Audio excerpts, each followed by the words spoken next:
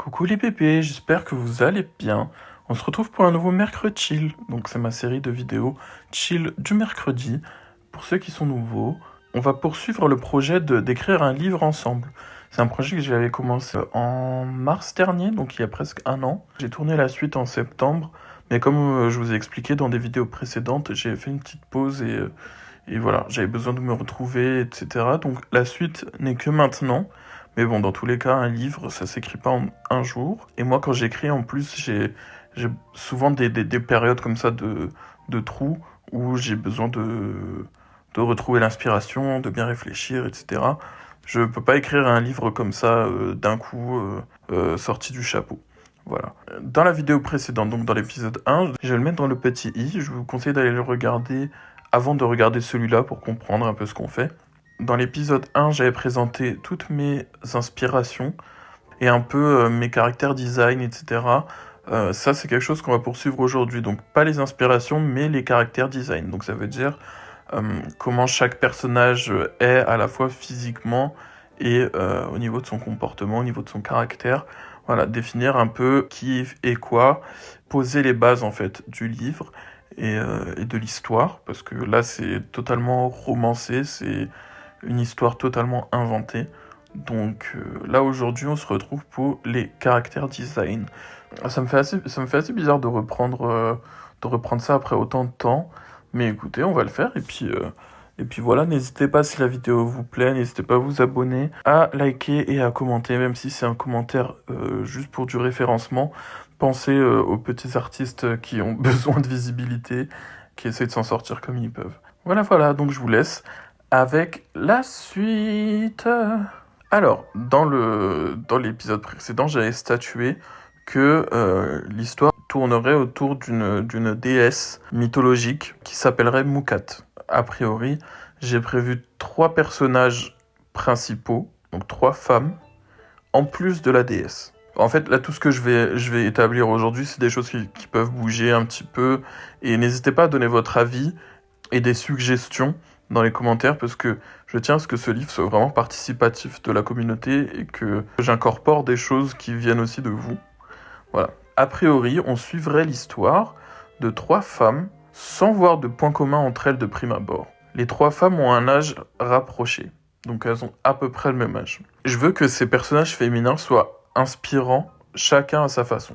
Je veux vraiment une image de la femme forte et battante, avec leurs faiblesses aussi, mais je tiens vraiment à ce que les personnages soient inspirants à leur façon et que les 3 se distinguent d'une histoire complètement différente, mais pourtant complètement inspirante. La première femme s'appellerait Nysandra.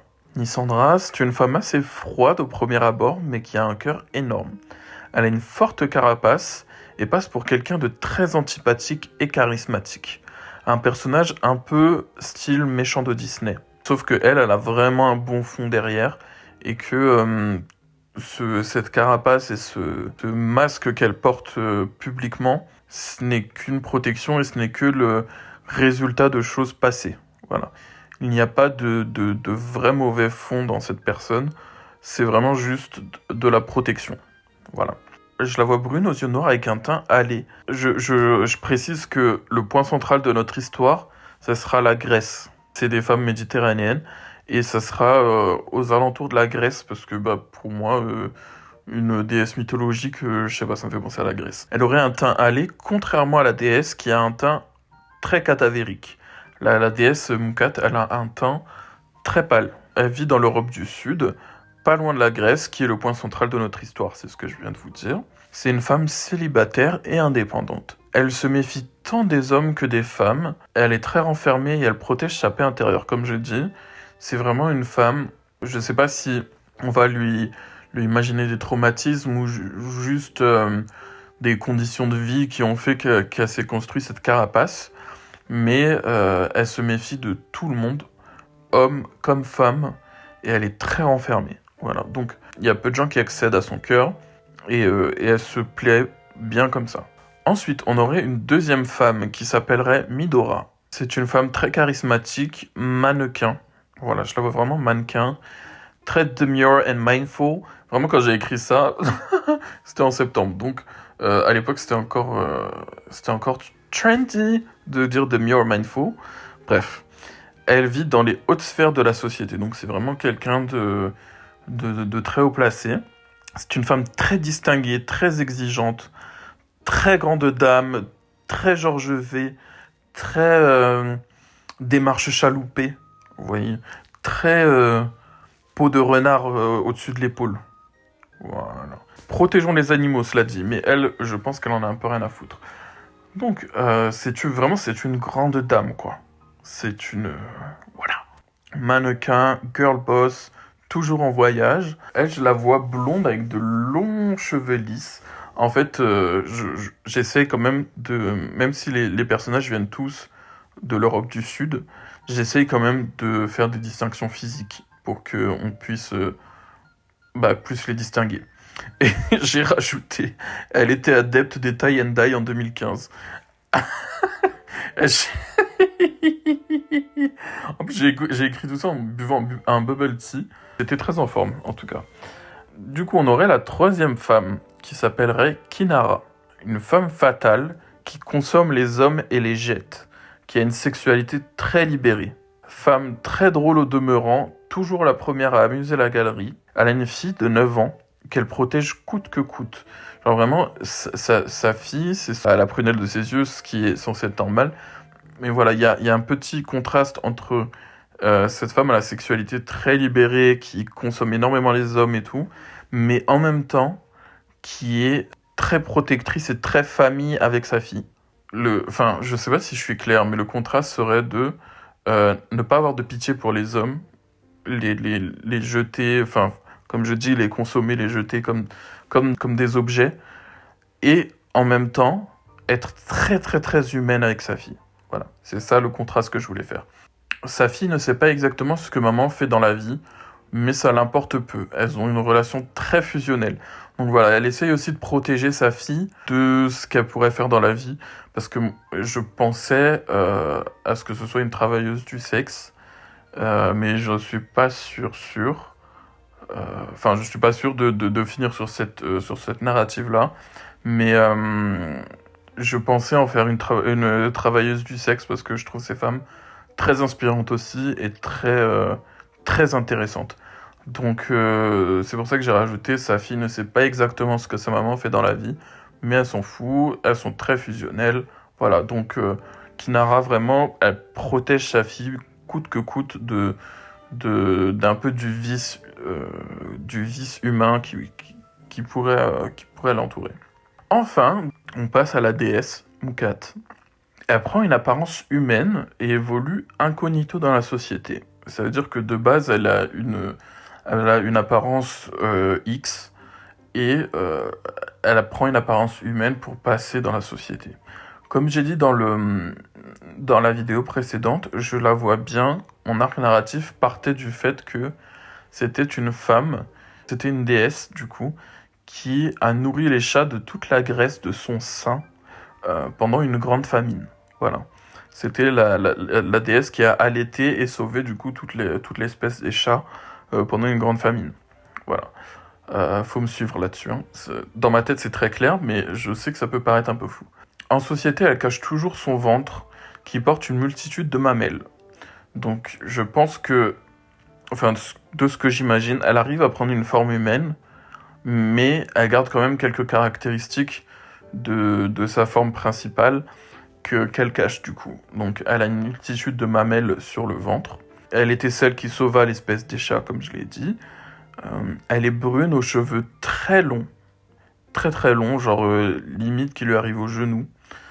Un teint blafard, un teint cadavérique, des cheveux qui tombent sur son visage. On voit à peine son visage, et c'est voulu de sa part en fait. Parce que comme je dis, elle essaie d'évoluer incognito, elle essaie de se faire discrète dans cette société, et elle essaie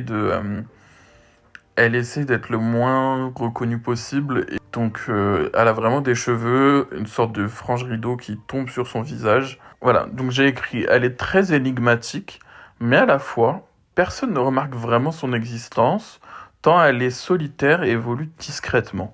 Voilà, donc si tu te penches sur elle, elle est vraiment très énigmatique, et limite, elle rend les personnes mal à l'aise parce que on sent quelque chose qui émane d'elle, mais en fait, elle se fait tellement discrète que du coup, elle passe entre les mailles du filet et en gros, personne ne la remarque trop. Mais si tu te penches sur elle, elle est vraiment très énigmatique comme femme et elle ne laisse pas les gens indifférents. La légende dit qu'elle peut soigner tous les maux de son sein, mais bizarrement, cela fait des siècles qu'elle n'utilise plus ce pouvoir et semble vouloir rester dans l'ombre. Donc ça va être peut-être le cœur de l'intrigue. Une intrigue sur ce qui l'a menée à se fondre dans la masse et à ne plus user de ses pouvoirs. Elle œuvre activement à ce que son histoire soit oubliée par le peuple grec, arpentant le pays ainsi que les pays voisins, à la recherche de manuscrits la mentionnant afin de les voler et de les détruire. Elle se présente donc comme une femme énigmatique qui passe son temps dans les musées, les vieilles librairies, les antiquaires, etc. Une partie de l'intrigue sera sur le fait que, déjà, elle n'use plus de ses pouvoirs, elle se fond dans la masse, mais en plus de ça, elle essaye d'effacer son histoire aux yeux des autres. Elle essaye de faire en sorte que son histoire soit oubliée et que personne n'ait de traces d'elle en tant que déesse, pardon. Du coup, comme j'ai dit, elle arpente le pays en volant des manuscrits qui la mentionnent. Voilà, donc c'est ça sa quête principale à elle. J'ai rajouté, pourquoi veut-elle que son nom tombe dans l'oubli? Who knows? Dans la suite, dans les prochaines vidéos, du coup, ça serait commencer un petit peu l'intrigue, présenter bien les personnages, commencer à dérouler leurs histoires, en fait, on suivra les 3 femmes plus la déesse en parallèle, dans leur avancement, dans leur vie, etc. Et sur la fin, il y aurait quelque chose qui les réunirait. Voilà, c'est comme ça que j'imagine le livre. C'est vraiment, ça découle comme ça, on les présente chacune dans leur vie, on les fait évoluer et il y a un point où elles vont se rejoindre. Voilà. J'ai un peu les grandes lignes de l'histoire en tête, mais je trouve pas ça judicieux de vous le dire tout de suite. Parce que si je vous dis tout de suite ce que je pense être la fin, ou même le milieu, je vois pas du coup pourquoi vous regarderiez la suite. Dites-moi en commentaire si vous avez des idées, si vous avez des remarques, si vous avez des suggestions. Parce que comme j'ai dit, j'aimerais que ce soit un livre participatif et j'aimerais qu'il y ait un peu de nous tous dans ce livre, même si fondamentalement c'est moi qui écris, c'est moi qui fais les choix à la fin de ce que je garde pas. Mais franchement, je trouve ça vraiment intéressant d'avoir un peu vos avis. En tout cas, les bébés, du coup, la suite, je pense la tourner prochainement. Comme je dis, moi, niveau artistique, des fois, il me faut un peu de temps pour réveiller ma créativité. Donc, voilà, je ne saurais pas vous dire quand exactement je vais tourner et poster la suite. Mais voilà, j'espère en tout cas que ce type de vidéo vous plaît. Voilà, je vous souhaite un bon mercredi, une bonne fin de semaine. N'hésitez pas à vous abonner, à liker et à commenter s'il vous plaît. Bisous quoi. Bisous, bisous. Bisous, bisous, bisous.